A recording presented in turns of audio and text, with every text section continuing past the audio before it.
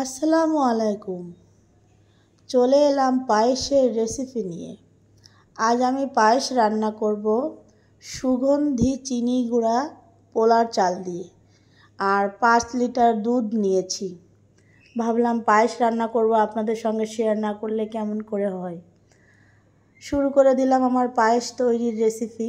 প্রথমত আমি প্রেসার কুকারে আধা পটেরও কম চাল নিয়েছি, পোলার চাল, আর দুধ দিয়েছি সামান্য। বেশি দুধ একসঙ্গে দিইনি, কারণ প্রেসার কুকারের চালটা আমি 2টা সিটি দিয়ে নেব, কারণ চালটা যাতে ভালোভাবে গলে যায়। তো নিয়ে নিলাম 2টা সিটি দিয়ে। আমি প্রেসার কুকারটা নামিয়ে নিয়ে একটা হাঁড়িতে আমি সেই সিটি দেওয়া চালটা, যেটা আর কি পায়েস রান্না করব, সেটা আমি হাঁড়িতে ঢেলে নিয়ে বাকি দুধটুকু দিয়ে দিলাম, আর দিয়ে দিলাম চিনি, এবং আরও 2 লিটার দুধ একসঙ্গে অ্যাড করে দিলাম। মোট হয়েছে 5.5 লিটার দুধ।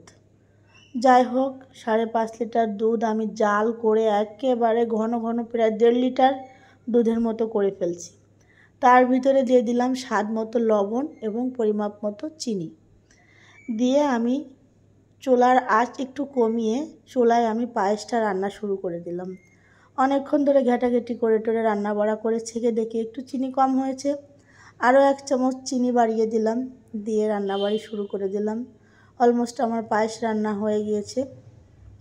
দেখুন আমার পায়েসের কালারটা কত সুন্দর হয়েছে। এভাবে যদি 5-6 লিটার দুধ আপনারা 1-1.5 লিটার করে ফেলেন, জ্বালিয়ে ঘন করে পায়েস রান্না করেন, খেতে কিন্তু সেই রকম সুস্বাদু আর টেস্টি। তো বন্ধুরা, আপনারা বাসায় বসে এভাবে পায়েস রান্না করবেন এবং খেয়ে দেখবেন কেমন হয়, আমাকে অবশ্যই করে কমেন্টে জানাবেন। সুস্থ থাকবেন, ভালো থাকবেন। আল্লাহ হাফেজ।